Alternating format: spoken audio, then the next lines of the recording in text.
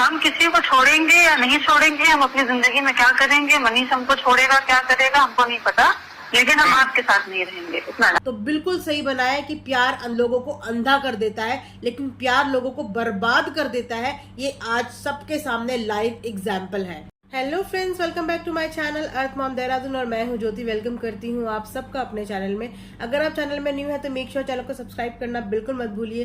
साथ ही bell icon जरूर hit कर दिए ताकि मेरे आने वाली हर वीडियो का नोटिफिकेशन आपको सबसे पहले मिल जाए। सो फ्रेंड्स, आप लोगों का ज्यादा वक्त ना लेते हुए आज का जो वीडियो है वो स्टार्ट करते हैं। ज्योति और आलोक का टॉपिक जो है वो थमने का नाम नहीं ले रहा है। रोज आए दिन एक के बाद एक नए खुलासे जो है वो आलोक द्वारा किए जा रहे हैं। साथ ही साथ इस नेगेटिविटी का इम्पैक्ट जो है वो आम जनता पे भी दिखने लगा है कि आम जनता का जो पॉइंट ऑफ व्यू है वो किस तरीके से चेंज हो रहा है। जिस जगह में गली गली कूचे कूचे में इस चीज का प्रमोशन किया जाता था कि बेटी बचाओ बेटी पढ़ाओ, आज वहीं पे लोग अपनी बेटियों को अपने बहुओं को पढ़ाने के लिए डर रहे हैं, सामने नहीं आ रहे हैं। बहुत से लोगों ने बैकआउट कर दिया। सिर्फ ज्योति मौर्य की गलती की सजा बाकी सारी औरतों को, बाकी सारी घर की बहुओं को या बेटियों को भुगतनी पड़ेगी? क्या इस तरीके का एग्जाम्पल सोसाइटी में सेट करना शोभा देता है ज्योति मौर्य को? ज्योति मौर्य ने एक ऐसा गुनाह कर दिया है जिस गुनाह की सजा अब आने वाली बहुत सारी लड़कियों को भुगतनी पड़ जाएगी। आप खुद ही इस चीज में जो है सोसाइटी के और लोगों के जो है विचार देखिए। ज्योति मौर्य ने कई महिलाओं, शादीशुदा महिलाओं का जो है रास्ता रोक दिया पढ़ाई के लिए लेकर, भविष्य चौपट कर दिया। अब कोई भी पति रिस्क नहीं लेगा। कोई भी पति जो है अब हीरा ठाकुर नहीं बनना चाहता, अपनी पत्नी को एसडीएम या आईएएस या पीसीएस नहीं बनाना। इतना सब होने के बावजूद भी ज्योति मौर्य जो है सीना ठोक के अपने हस्बैंड के साथ ये बोल रही है कि मुझे तुम्हारे साथ रहना ही नहीं है, मैं तुम्हारे साथ नहीं रहूंगी। मतलब एक बंदे की जब कोई गलती करता है सामने वाला तो उसके जहन में, आंखों में, जुबान में थोड़ी तो शर्म होती है, लेकिन यहाँ पे जो है शर्म की सारी सीमाएं पार हो चुकी हैं। और इस तरीके का बिहेवियर देख के तो हर कोई जो है वो अपनी बहू बेटियों को आगे पढ़ाने से कभी भी जो है आगे नहीं आएगा। कि भाई मैं 22 तारीख को मनीष सिद्धार्थ बोली थी, मेरे पति ने देख लिया, उसका विरोध कर रहे हैं तो मैं उनको तलाक दे रहा हूँ। ये बात आप क्यों नहीं बता रहे? तो चलो ठीक है, चलो हम आपको तलाक दे रहे हैं, हम तो कई रंग तलाक दे रहे हैं। नहीं तो ये बताओ, तुम क्या इतने बेशरम हो क्या? आप इतने बिल्कुल ठीक कहा ज्योति मौर्य जी ने। आलोक बेशरम है। वो बेशरम है क्योंकि वो आज भी अपनी बीवी को प्यार करता है। कहीं ना कहीं वो आज भी यही चाहता है कि उसकी बीवी जो है उसके पास वापस आ जाए। उसके इस गुस्से में भी ना कहीं उसका प्यार ही छुपा हुआ है जो उसको ये सब चीजें करने के लिए मजबूर कर रहा है। उसने हर तरीके से कोशिश की होगी, लेकिन जब उसकी कोशिश नाकामयाब रही उसके बाद ही वो जो है एक्शन में आया होगा। उस पर से बीवी जो है पति को बेशरम कहती है। बेशरम की सारी हदें, सारी सीमाएं जो है वो ज्योति ने पार करी हैं, और उसके बाद इस कॉन्फिडेंस के साथ अपने पति को बेशरम कहना, वाह रे भारतीय नारी वाह! क्या एग्जाम्पल सेट करा है आपने भारतीय नारी का। इस चीज के लिए तो आपकी जितनी तारीफ की जाए वो कम है। बच्चों के लिए भी कर सकता हूँ। जब आप पहले चुका लिया, पहले आशीष के साथ वो स्वीकार लिया तो अब क्या है? तो शादी हो चुकी है। तेरा कौन होते हो तुम स्वीकार करने वाले? तुम होते कौन? मैं पति हूँ, पति था, पति रहूंगा। बाकी की सब बात एक तरफ, लेकिन क्वेश्चन पूछने का यहाँ पे अधिकार जो है ज्योति मौर्य ने अपने पास नहीं रखा है। उन्हें अब जवाब दे ही है वो हर बात की, हर क्वेश्चन के जवाब वो दे ही है। वो क्वेश्चन करने का हक खो चुकी हैं। ऊपर से इस बात का क्वेश्चन करना कि तुम होते कौन हो, एक पत्नी का अपने पति से ये क्वेश्चन करना कि तुम होते कौन हो, इस चीज के लिए अब आप लोग क्या बोलेंगे? जब शादी के बंधन में दो लोग बनते हैं ना तो दोनों का एक दूसरे के ऊपर पूरी तरीके से हक होता है। एक कुर्सी पे बैठने का मतलब ये नहीं होता कि अब तुम्हें किसी को जवाब देने का कोई भी अधिकार नहीं है। तुम सिर्फ लोगों से क्वेश्चन करोगे और तुम्हें कभी किसी को जवाब नहीं देना पड़ेगा। ऐसा बिल्कुल नहीं होता, ऐसा बिल्कुल नहीं होगा।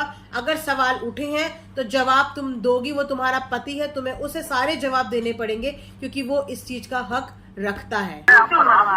हम मर जाओगे? नहीं, हम ये नहीं कह रहे हैं, ये जो आप कह रहे हो ना मरते दम तक। आप कभी बैठ के सोचना, इसी नौकरी से जो पिए हो आज बने हो। ठीक है, बाकी हम ये नहीं कह रहे हैं कि नहीं बने।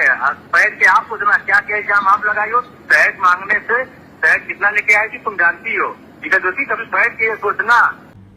बात अगर पर्सनल रिलेशनशिप ब्रेक होने की होती तो तब तक भी समझ में आता था, लेकिन ज्योति ने यहाँ पे जो है आलोक के साथ साथ उसके पूरे परिवार को इस दलदल में घसीट लिया है। दहेज का आरोप उसने सिर्फ और सिर्फ आलोक पे नहीं, उसके पूरे परिवार पे लगाया है, जिस चीज से आलोक और भी ज्यादा हर्ट है, क्योंकि जिस परिवार ने उसको सपोर्ट किया उसके सपना पूरा करने में, आज उसी परिवार के ऊपर दहेज का आरोप जो ज्योति ने लगाया है, उसकी वजह से आलोक की जो है आंखों में और उसकी बातों में वो दर्द साफ झलक रहा है। कम लाए थे ना, तभी तो कम लाए थे, तभी खाना देते थे। 5,000 उस दिन देखो हमारे पास वीडियो, उस दिन कार में आपके पापा कहे थे ना भैया हमने 5,000 तिलक चढ़ाया था, याद होगा ना जब हम लोग। हाँ बिल्कुल 5,000 चढ़ाए थे तिलक, लेकिन तभी तो परेशान करते थे आप लोग पैसे के लिए, गाड़ी के लिए। ऊपर से ये बोलना कि मुझे ताने दिए जाते थे, मुझे सुनाया जाता था। 2010 से लेकर 2016 तक तुम पीसीएस की तैयारी कर रही थी। क्या पीसीएस की तैयारी करने वाला बंदा कोई डिप्रेशन, कोई ताने सुन सकता है? और अगर इस माहौल में कोई बच्चा है तो वो पीसीएस कैसे क्लियर कर सकता है? एक पीसीएस का एग्जाम क्लियर करने के लिए आपको घर का एनवायरनमेंट भी उसी तरीके का चाहिए होता है, जहां पे आप कंसंट्रेट करके जो है अपने कंपटीशन के एग्जाम में, सर्विस एग्जामिनेशन में फोकस कर सके। आपके पास वो फोकस करने के लिए उस तरीके का माहौल था, तभी आप 2010 से लेकर 2016 तक उस चीज के लिए कंसंट्रेट कर पाई और वो उपाधि हासिल कर पाई। मतलब आप मनीष को नहीं छोड़ेंगे? हम किसी को छोड़ेंगे या नहीं छोड़ेंगे, हम अपनी जिंदगी में क्या करेंगे, मनीष हमको छोड़ेगा क्या करेगा हमको नहीं पता, लेकिन हम आपके साथ नहीं रहेंगे, इतना जान लो। अच्छा ठीक है, मैम हमारे साथ बिल्कुल नहीं रहना, मतलब हम आपसे कॉम्प्रोमाइज नहीं करेंगे।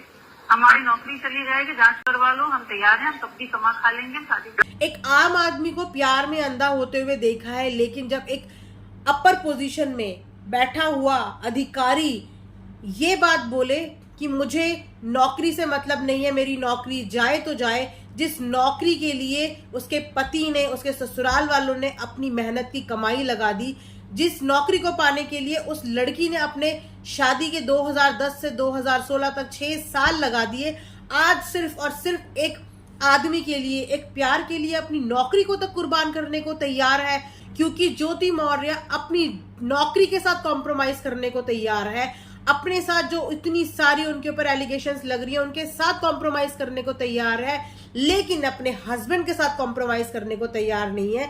जिस हस्बैंड ने आज उसको इस उपाधि तक पहुंचाया है, आज उसके साथ वो कॉम्प्रोमाइज करने को तैयार नहीं है, तो क्या कहेंगे आप अब ऐसी महिला के बारे में, एक ऐसी अधिकारी के बारे में जिसने इतनी बुक पढ़ी है, इतना पढ़ाई की है, और उसके बाद आज उसकी जो बुद्धि है ना वो बिल्कुल भ्रष्ट हो चुकी है।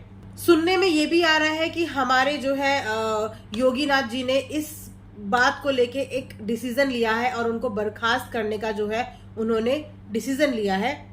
अब इस बात में कितनी सच्चाई है, कितना प्रूव है, ये जब ऑफिशियल अनाउंसमेंट हो जाएगा उसके बाद ही हम लोगों को पता चलेगा। लेकिन अगर योगी जी ने ये एक्शन लिया है तो इस चीज पे योगी जी की सराहना करनी पड़ेगी, क्योंकि अगर इस बात पे एक्शन ना लिया गया और अगेन एक बेकसूर जो है वो धर धर इंसाफ के लिए भटकता रह गया और अधिकारी की जीत फिर से हो गई, एक कुर्सी में बैठे हुए इंसान की जीत फिर से हो गई और एक आम आदमी फिर से हार गया, तो सोसाइटी पे इस चीज का बहुत ही ज्यादा गलत मैसेज पड़ेगा। ऑलरेडी जो है लोगों पे इसका नेगेटिव इम्पैक्ट पड़ना शुरू हो गया है, बहुत जगह से औरतों को ताने मिलने शुरू हो गए हैं, पर्सनल अटैक्स जो होने लग गए हैं, उनकी सोशल साइट्स हस्बैंड्स ने बंद कर दी है, उनका घूमना फिरना काफी लोगों ने बंद कर दिया, क्योंकि इस तरीके की जब कोई घटना होती है ना तो उसका फर्क आम आदमी में, आम सोसाइटी में सबसे पहले पड़ता है।